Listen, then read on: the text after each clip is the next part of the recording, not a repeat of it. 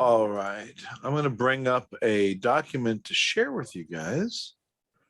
That is the membership application, and just a few things that are fun to look at.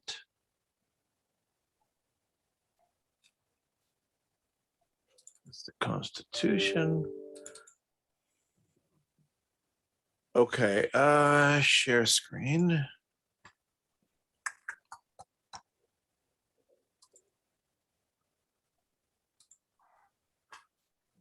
Okay, can you see this Word document? Is that large enough? Yes. Heather? Yes. Okay. You'll get one of these if you want to join.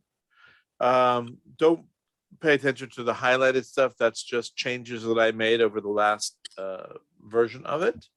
But boom, boom, boom. There's just a few things that you need to assent to, that you've made a commitment to faith, that you have spiritual gifts that are to be used for the benefit of the congregation, and you agree to support the congregation using your spiritual gifts, talents, and giving as the Holy Spirit leads, and that you are water baptized. If you have not been baptized, we can arrange to be baptized come the spring. Very happy to do that. We'll avoid baptism during the winter months. And then your personal testimony will need to be sent to me or written on this form. So either written on this form or emailed or recorded in a video or an MP3 or whatever. So either orally or in written form. And of course, in the very last part, in what areas are you interested in serving? Because there's no point in being a member if you're not going to serve. Let me stop sharing that. You have the privilege of being a member, and it's not like there's a lot of glory being a member. It's just the whole point of being a member at Beth Sar Shalom is to move from guest, frequent attendee, frequent guest star to regular, recurring, and host. So it's just a matter of framing your attitude and framing your understanding of where you stand. Let me show you the great responsibilities that you get to do. It's so very, very exciting. Let me see if I can find the bylaws here. Full doctrinal code. Here is the bylaws. Oh, very exciting. Okay, so I'm going to share again with you. Any questions? No? Okay, good. Let me share the screen again. And share. Now, this is the following authority that rests with the congregation. So exciting. You get to approve the fiscal year operating budget, but also any changes there too. So that is really exciting. Every year there's an annual meeting. This year we're having our annual meeting on December 4th, and we get to look at the budget and listen to line by line how things are allocated. It's very exciting. And ask any questions that we have, and then the following week, the 11th, we will approve it. We also, point number 2, the congregation gets to sticking on budget. If we move off budget, if there's some major expense, if we need to bring somebody on that's not budgeted or whatever, anyway, to approve any individual item, project, obligation anticipated to constitute more than 10% of the budget. We had to invoke this, I believe, back in the Willow Bend, in the final Willow Bend days, when their rent, they raised our rent beyond what we had budgeted. So, and I don't know that it was 10% of the budget. I mean, 10% of the budget, that's a big thing, but I remember we invoked it and had another meeting for that. Number 3, to approve any proposed increases to the indebtedness of the congregation. Are you getting a theme? Okay, you're in charge of money, right? All the money stuff, right? 4, to approve any major property acquisitions or disposals or all major capital transactions, right? Boom. So now we move off the finances. Okay, 5, to elect the deacon officers of the congregation, and that does affect that's an important position to have, because the deacons that we will be serving for 3 years, and we've had some very effective deacons, some of whom are still serving today, and we've had some less than effective deacons, and I blame the congregation for all of them. And then you're approving you once you become a new member. The new members are approved by the congregation, also individuals if they need to be removed. And in 8 years, I don't believe we've actually ever officially removed someone. Most usually people just they self-select and they remove themselves if something happens. So you say, well, where's the rest of the responsibilities? Okay, the responsibilities that are not in that document are basically you have ownership over the congregation, and it is your spiritual home. If you feel that it's your spiritual home already, then it's not much of a big transition, except you move from renting status to ownership status. So I find it's a small distinction, but it is a distinction with distinction. So that's why I'm in favor of membership. I think membership is good, because it just in the same way that even when some organizations, they'll have like a free event, but they'll charge $5 or $2 or whatever to reserve your spot.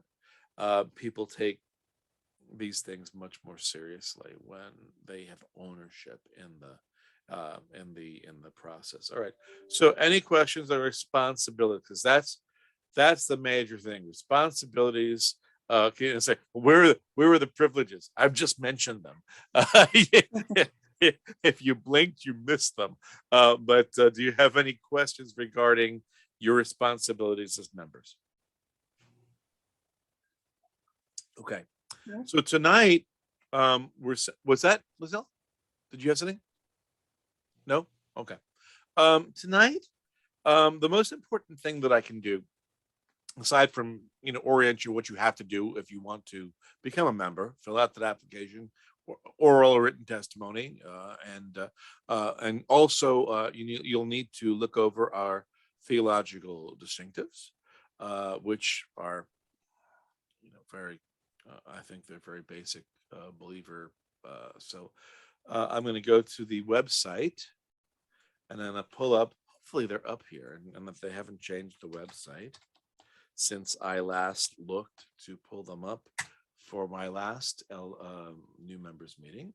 So overview, events, media, about. Here we go. Doctrines and Beliefs. Yeah. Okay. So theology. Let's talk about the theology of Beth Sar Shalom. We're going to do very basic stuff, and then we'll get into the weeds just a little bit. Let me share this screen with you. Doctrines and Belief. Okay, the Bible, we believe in the divine inspiration, inerrancy, the original manuscripts of the Hebrew Bible, Hebrew Scriptures, the Old Testament, and New Covenant, the New Testament, and their complete authority for faith and practice. So very standard. This, I believe, we ripped off the Sojourner Ministries doctrinal beliefs that I have on my website, and we just transfer them over here. I don't think there's any distinction. So, which is, somebody wants to be admitted. All right. Let's see. I've just admitted them. Okay, there's Kathy. Kathy, are you with us? Maybe soon. I see you've got a square. Yes. Okay, good, because you're taking the bottom right square for me right now, and that's a very strategic location. Hi, Kathy. How you doing? Can you hear? Kathy, can you hear? hear. I can't see, but I can hear. Okay, I'm sorry. Yeah, you were frozen. I was like, why is it you're reacting to what I'm saying? And it's because your face was frozen. But at least you weren't posed, in some odd position.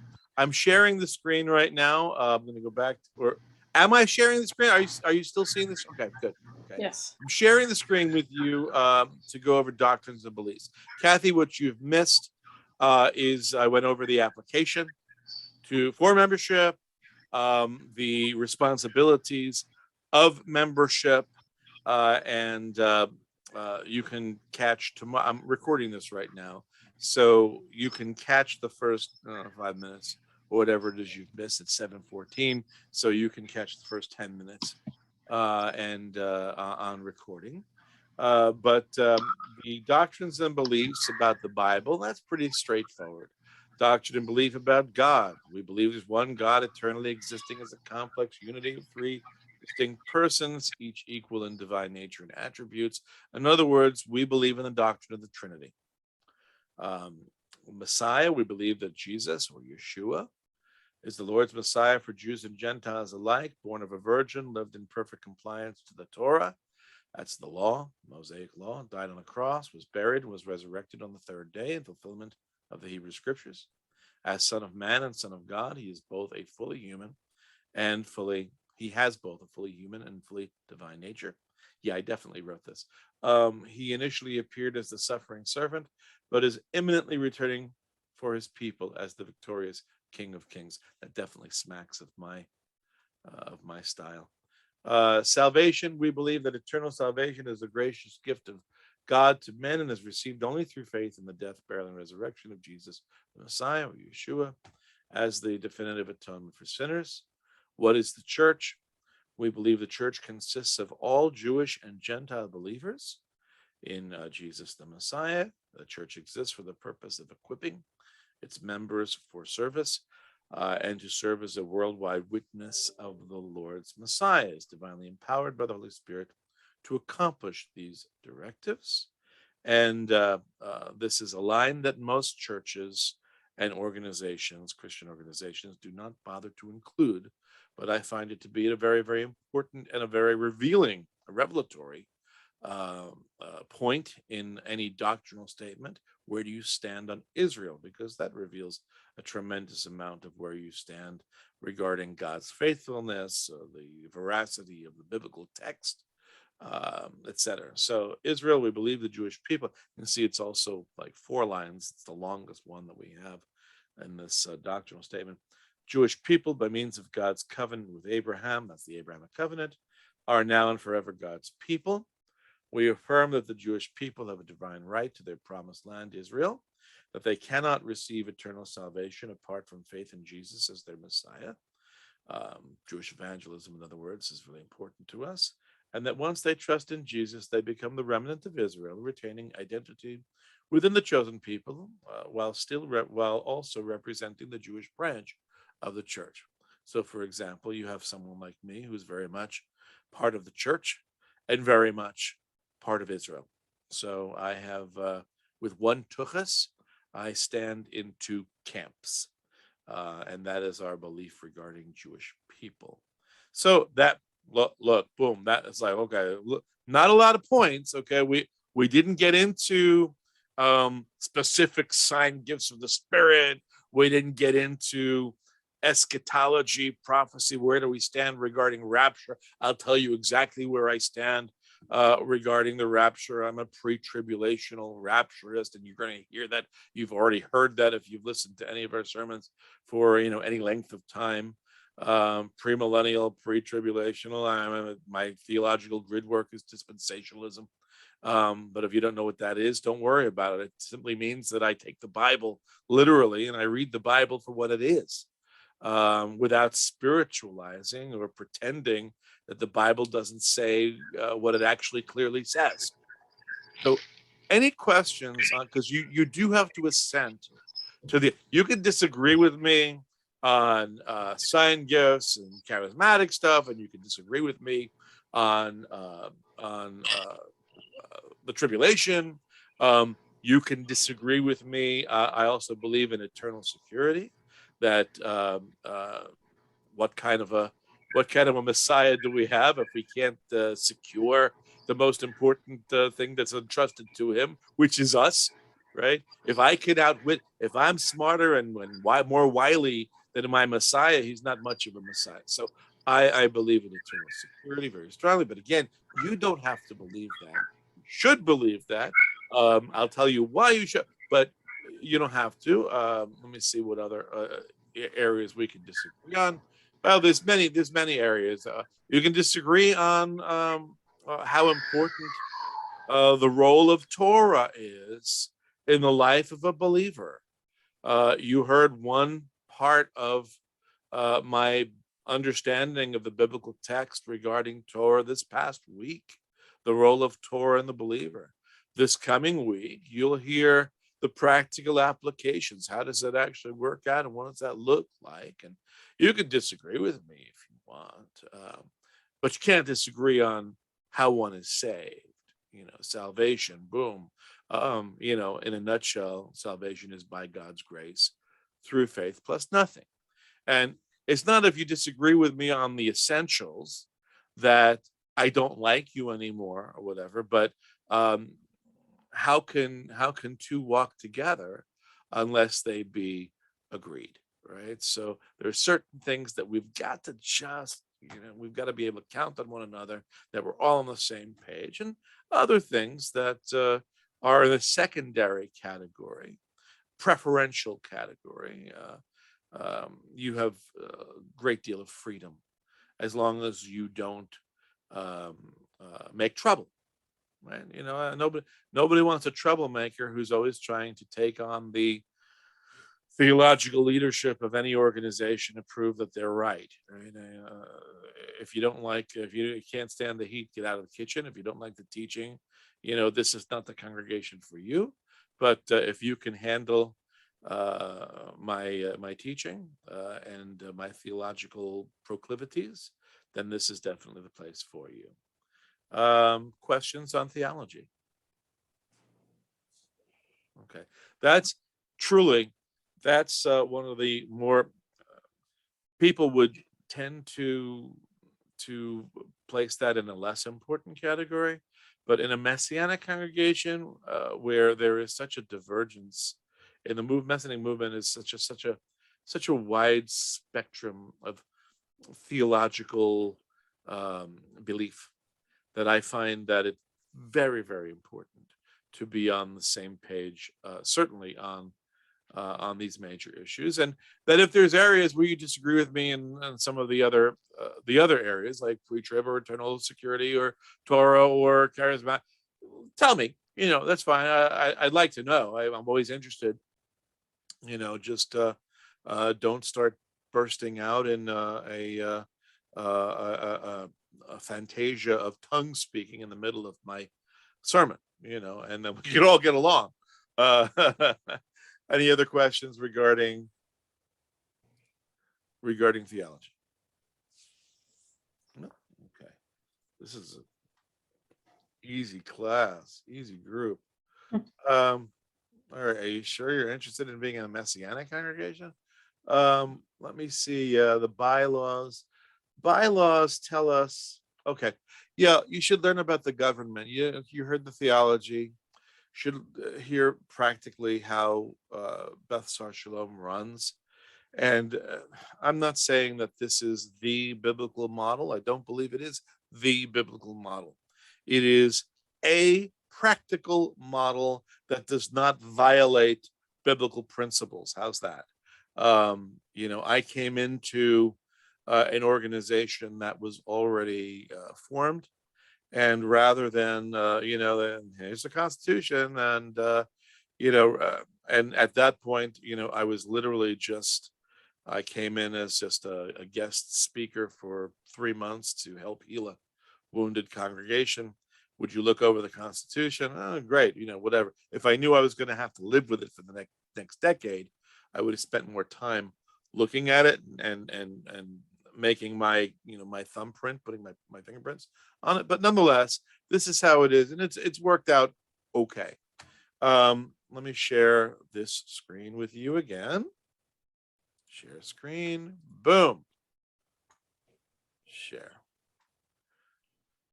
We have the authority of the congregation. Legislative governing body is a leadership board. And the leadership board basically, and actually you don't even need to read this stuff, it's boring as anything. It just means that, hey, we get to do the leadership stuff. But the leadership board is made up of the elders of the congregation. And right now, there are 2 elders in the congregation. There have been 2 elders. We've had 3 elders at different times, but third elders have departed over various different. We've had a couple of different third elders, and they've taken a powder over time, as life and circumstance, dictates, or it was wrong fit, or who knows. But anyway, Don and I, your friendly neighborhood pastoral staff, we are the elders of the congregation. And so practically speaking, as far as like the spiritual stuff that goes on, and really frankly the day-to-day stuff, on the week-to-week stuff, it's pretty much Don and myself calling the shots. However, we have regular meetings, and sometimes those meetings are on a every 6 weeks or bi-monthly, sometimes more if we need them, sometimes a little bit less if we get lazy, but we have a leadership council. And it sounds fancy, it sounds amazing. Wow, leadership council. Leadership council is comprised of the elders, and it was comprised at one point, and we've changed it. It was comprised of the chairman of the deacon board. Okay, so we because the deacons, frankly, deacons, they're down at the grassroots level, practically doing, so it makes no sense for the elders to be making decisions that we don't know what the practical application or implications are going to be for the people who are actually trying to implement what we're trying to do. So we brought the chairman. Now it is the chairman and the vice chairman. So we have a leadership council of 4, which becomes uncomfortable if you have 2 agreeing and 2 disagreeing, and yeah, but we've never had that. So that's, fortunate for us. We've never had that problem, because we're kind of like mind. So that's the leadership council, for what it's worth. Okay, so elders and deacons, and of course we have deacon board as well. And the deacon board, by the way, we choose deacons. We have X amount of deacons on the course of every year. They get chosen at the end of the year, and they have 3-year terms, and they either roll off at the end of 3 years, or they can say, I want to re-up for another 3-year term, and that's cool. People could be deacon emeritus if they want to. They can keep renewing their deacon status as much as they want, or say, listen, it's not a life sentence. You can stop after 3 years. And actually, honestly, there's been a few deacons that have stopped shorter than 3 years because they realize, oh, this really isn't our thing. We presumptuously took upon ourselves the role of deacon, and the congregation approved that role. And it goes to show, first of all, that to thy own self be true, and we shouldn't pretend to be what we're not. We have the best of intentions. Okay, you try it, it doesn't work. But also that the congregation itself making those decisions as to who's going to be on the deacon board and not. Well, sometimes, listen, the congregation's not infallible, right? This is not a group of, we're not the Pope. I'm not the Pope. And sometimes the congregation chooses a deacon that probably should terminate his or her term short of 3 years. We have male and female deacons, and we don't make a distinction regarding that because we don't put authority. Deacons don't have the spiritual authority over the congregation. The elders do. So that's really all I have to say regarding the government of the congregation, how it actually works. It's a pretty simple model, and it's worked more or less well. It's a little bit of stretching that I have to do because I don't get to. It's not a diktat, and I don't get to dictate my rule and my will and impose my preferences on everyone. We all get along, but like any family, so hopefully for the better. So, theology and government has been discussed. Questions on theology, government of Beth Sar Shalom. Okay. History of Beth Sar Shalom. Beth Sar Shalom is a Messianic congregation. A Messianic congregation, by definition, is a congregation that of Jews and non-Jews, of Gentiles, and whatever the ratio is of Jews and non-Jews, who are gathered together with the purpose of doing church in a culturally Jewish relevant fashion. That's the purpose of a in the same way that going to an African American church, black church, you're going to hear a lot of good music, and the music program is going to go on for a long time, and you don't know what you're going to hear and what you're going to see in the aisles, and you're going to hear, or for example, Hispanic church, exists for the purpose of like-minded, ethnically similar believers getting together in a culturally relevant way that's relevant to them. So you go to a Latino church, or I'm so sorry, it's being recorded. I should say Latinx church. This latest hot words to say. But if you go, you're going to hear a lot about Senor, and you're going to hear mi corazón and all. So, you're not going to hear that in a Messianic congregation, right? You're not going to hear about mi corazón, Senor, at but the Baptist church, you're going to hear a lot about the wonderful grace of Jesus, and you'll sing some hymns or whatever, or you'll sing some contemporary songs that you'll forget what they were the next week because they're contemporary, and they'll be replaced with new contemporary the next week, whatever the case may be. So every church has its own flavor, every church has its own purpose, and we're Messianic congregation, right? We exist for the purpose. When I say that, listen, understanding why we're here, what we're doing, why we're doing what we're doing. That's why I say it every service. The first things out of my mouth beyond shalom, y'all, is we are a Messianic congregation, a community. So I say the word congregation in another kind of a way, so you get the idea. Congregation, a community, a training ground, a learning center, right?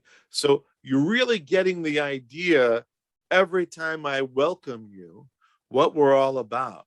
We're a congregation, Messianic congregation community, right? And we are together.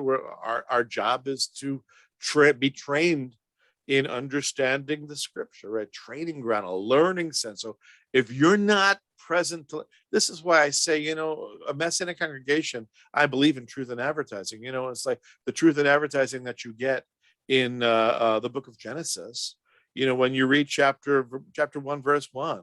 And it tells you right there in the beginning, God, okay? If you're not up for a book that's going to be all about God, it tells you right there from the first 4 words that it's about God, and actually 5th word, God created, it's about God acting, then you're reading the wrong book. It's time to put it away. Same thing with Messianic congregation. If you, of course, sad thing is that more than half our congregation isn't there at 10:30 in the morning to hear that welcome. But over time, many of you have heard that welcome enough. But again, a Messianic congregation, a community, a training ground, a learning center of what? Of what? So who are the who's? Who are we? Jews and non-Jews. So Jews and Gentiles together. What are we doing? Right? Discovering the Jewish context of the Bible and worshiping the Jewish Messiah. So we're not a seminary, right? We're training ground, learning center, right? We're not a seminary, right? We're not an academy. My job is not simply to teach the Bible through a Jewish perspective, so you understand the Jewish context of the Holy Scriptures, right? There's a point to it, and that is to worship the Jewish Messiah. And of course, lots of people show up at our doors, and they might be up for one and not up for the other one yet. But given enough time, if there's enough interest in the Jewish context of the Bible, they might wind up in 6 months or longer, or a little shorter, being up for the and worshiping the Jewish Messiah aspect of it. Okay, so that's why we exist. That's our purpose. So there is a discipleship. Why does Dallas need more churches, right? Well, I was asked this. What's the purpose? What are you providing that the guys in fact, we don't have to say down the block. We have 8 other churches in our building, in our campus, right? What are we providing as a Messianic congregation that those other groups, Freedom Church being a great example, right? Hundreds of people gather there every Sunday and Wednesday. What are we providing that they're not? And it is the Jewish perspective on the scripture. So there's a discipleship aspect that other churches are not providing. Not that those churches are deficient. It's just that this is our little niche, and this is what we do, and this is okay. And an evangelistic outreach as well. So you have discipleship. We're training believers, and we're trying to create new ones with a very open heart and desire, especially for Jewish people. Wherever you open up your doors to Jewish evangelism, inevitably and invariably, you're going to have Gentile evangelism as well. It's like a corollary. You can't invite Jewish people to dinner without Gentiles wanting to have some food as well. So we get to multiply, like Paul, we multiply the ministry that way. Questions?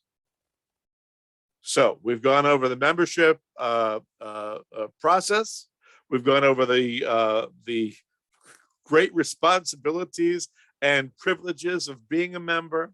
We've talked about the theology of that you need to agree with. We've talked about the government. We've talked about the purpose of Beth Sar Shalom.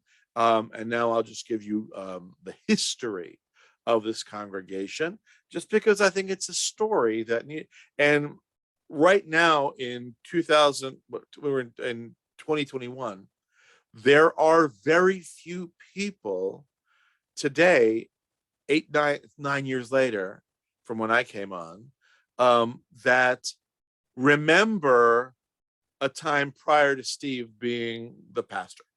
So I think that the story is an important story to tell, and why Beth Sar Shalom is named Beth Sar Shalom. So indulge me, if you will. Here's the story. Once upon a time, there was a seminary graduate who started his own ministry, a speaking ministry, producing media products for Jewish evangelistic and discipleship purposes, ministry called Sojourner Ministries. I went to speak at various different churches, and it was very busy and successful enough ministry, and over time, we celebrated 20 years of active ministry, and are, again, not great renown, but sufficient renown for what my goals were. I got to write, I got to film, I got to take people to Israel, whatever. Well, 9 years ago, 9.5 years ago, I think 2012. Actually, what is 2012? Is 9 years ago? Is that right? Yeah, 2012. 2012, there was a Messianic personality who decided to start planned a Messianic congregation in Plano, and wound up doing so. I believe it started like in spring, right after Passover, right with Passover, right with 2012. And the Messianic congregation was started out strong, maybe about 80 people or so, which is not bad for starting a Messianic congregation. And Don Jones, our worship pastor and our executive administrative pastor, he was a part of that back then, part of that original plan. Other people were as well. And something happened by the time of November. Right? This is started in May. Great guns, and it's another Messianic congregation in North Dallas. Okay, awesome, great, whatever. For me, it was convenient because it's just one more place for me to go and speak on a annual or a semi-annual basis. Great. Okay, another speaking engagement in a Jewish context. Beautiful for me. But something happened in November, and I was speaking at a convention in, I don't know, Minnesota, Minneapolis, somewhere, one of those northern states that in November wasn't cold enough to actually get my attention, but I haven't been back since. So it's one of those, and I apologize if you're from the center north of our country. I just, it's somewhere around there.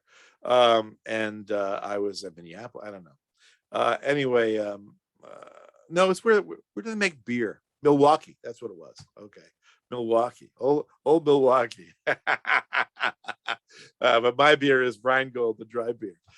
Yeah. But here I am in Milwaukee. I'm at a conference, and I get a phone call at, I don't know, 9 o'clock, 9:30 at night. It's my friend Michael. Michael was the worship leader at this congregation, which, by the way, was called Sarshalam at the time. And Michael said, "We have trouble. Big trouble in River City." I said, "What's going on?" And he said, "Well, the rabbi who was leading the congregation decided hit a fight with Don Jones over who controlled finances." Typical story you hear. Sadly, you can be very easily disillusioned. But anyway, they had a fight over control of, but because they didn't have this constitution that I just showed you, okay, where with checks and balances to make sure that it's not one guy's fiefdom, and at that time, nobody knew that the congregation was actually a DBA under this guy's ministry. So they didn't know. Okay, they didn't know. So when this guy said, "I'm closing up, I'm done, I've had it," Sarshalam is closed. Well, Don and my friend Michael, the worship leader at the time, they said, "Well, oh no, it's not." So they called me and they said, "Steve, can you come and meet with us and just see if there's any spark of anything that's salvageable? And could you nurture?" And I said, "All right, well, it's November. It's right before Thanksgiving. I'll meet with you right before Thanksgiving when I get back. And I can give you through the end of February. I can commit through the end of February because come March, it's my Passover season, and I travel, and I'm speaking at various different churches, and I'm blowing them going, and I don't have time to be anchored to a local congregation because it was never." I served when I was in seminary. I served as an assistant pastor, part-time. I was a CE director, Christian education director, and worship leader. And after 7 years of that, I'm done with that. That was one of the reasons I started my own ministry, because I'm like, I want to speak in churches. I do not want to lead church. I don't want, I'm not a big fan of people, whatever. I could take them or leave them. So I said, "I'll help you for, 3 months."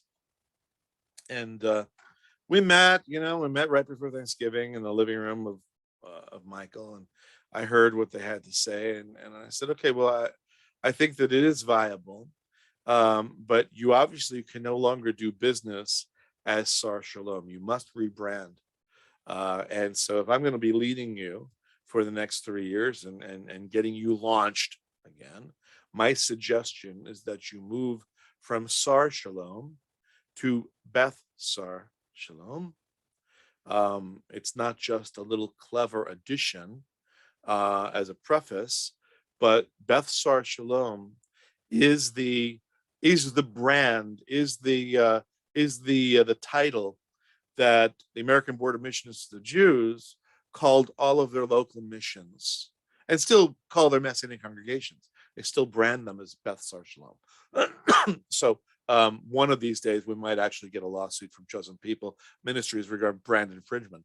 But no, for me, it was literally a tip of the hat and an homage to my spiritual heritage, and also a recognition for those people who were continuing on that you're the same, but you're not.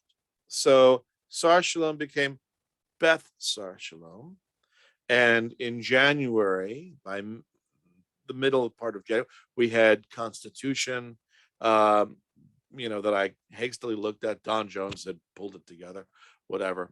So anything you want to blame him on, you blame Don. But I approved it. And we had charter members by the end of January. We had 31 had remained.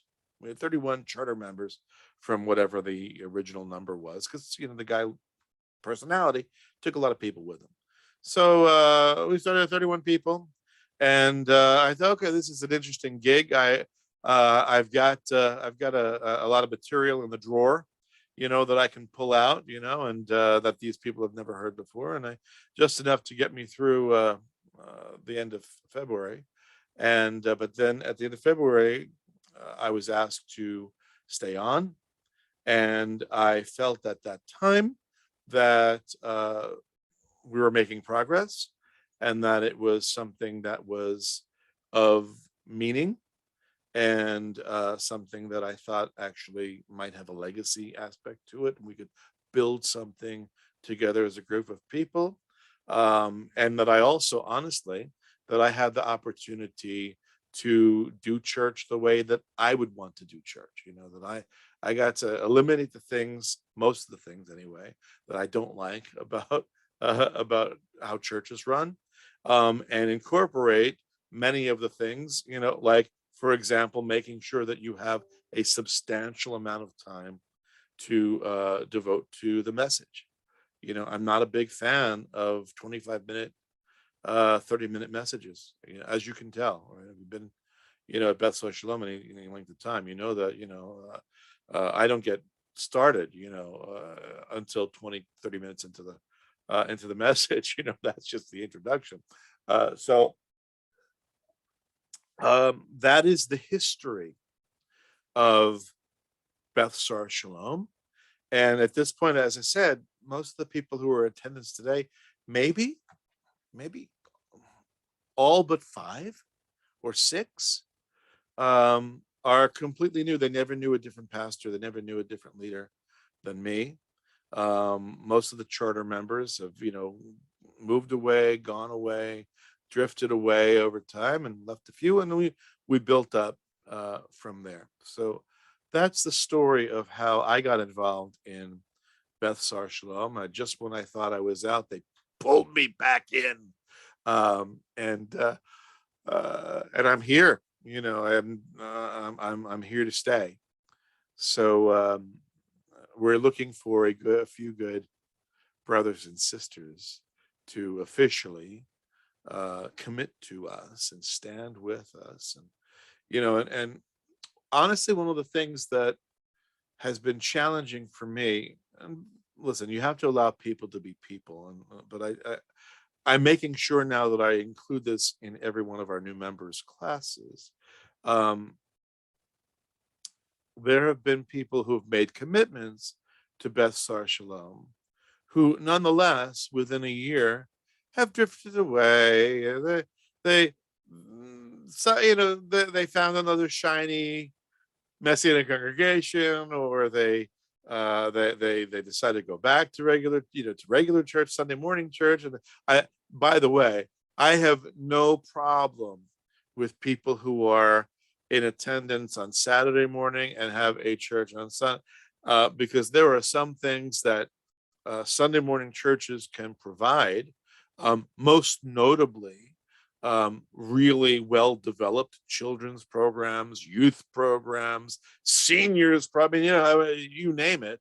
There's tons of things that the larger churches can programs, that the larger Wednesday night prayers, all kinds of things that we, because of our size and circumstance, we can't provide. So we do the things that we can do well, we hope. And we certainly never mind if people find a balance between two. You can have two spiritual homes. It's okay. You can have a Saturday one. You can have a Sunday one. Just make sure that you slice off the first part of your offering to us. No, I'll teach you that at some point. But no, truly, I believe that as far as supporting Jewish work, that even if it's $1, the first dollar should go to Jewish work, because it's to the Jew first and also to the Gentile. If we have benefited from Jewish people in spiritual things, then we owe them with a certain obligation in material aspects. So again, even if it's 50 cents, even if it's $1, even if it's a button off your shirt, if that's something you're going to give, that first button, that first dollar should be given to Jewish ministers. Don't worry, I don't audit you. I don't look. I have no idea. Okay, that's simply my opinion, right? I have no idea what anybody gives, what their first, their second, their third, or the fourth priorities in giving are. I mean, God knows, however, but I don't know. Questions? And don't tell me that we've been together for 50 minutes and you have no questions, since I covered a panoply of topics, from how to become a member, what is a member, etc., theology and history. We covered a world of topics in 50 minutes, a whirlwind. What are your questions? Comments? Critiques? Sports tips on who to bet? You were so thorough, Stephen, that we have no question. Well, yeah, that's one way of putting it. I don't know that that's what my wife would characterize it. But yeah, well, I've taught this class, several times, and I don't want to waste your time. An hour in, hour and out. Unless of course you have lots of questions, and that's the only thing that usually prolongs. And I'm happy to answer every single question that there might be, or any impediment that you've heard tonight, or that you haven't heard, that would stand in the way of you becoming a member of Beth Sar Shalom.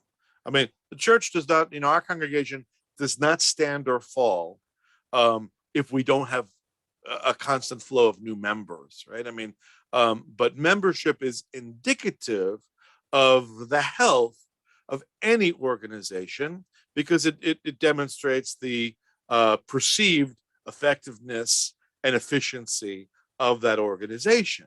So if there's anything that's an impediment, oftentimes, there are, and people will never articulate it, and they'll walk away, and I'll wonder, hey, what happened to that person? They were in our new membership class, and then a couple of months later, they disappeared, and they never actually followed through. And what happened there, right? So if you have questions, this is the time to ask them. Any objections or comments or suggestions, this is the time to articulate. I'm not trying to prolong this necessarily. I don't get paid by the minute to do the Zoom thing, but I do want to coax anything out that might be waiting to come out. Nope. Okay. No one. All right. Fantastic. Well, then that's all there is.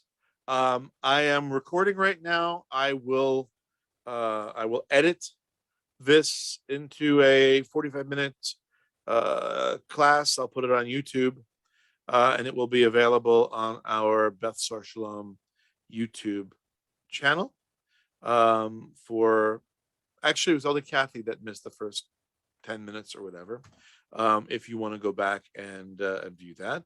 If you don't, I don't blame you. I couldn't possibly blame you.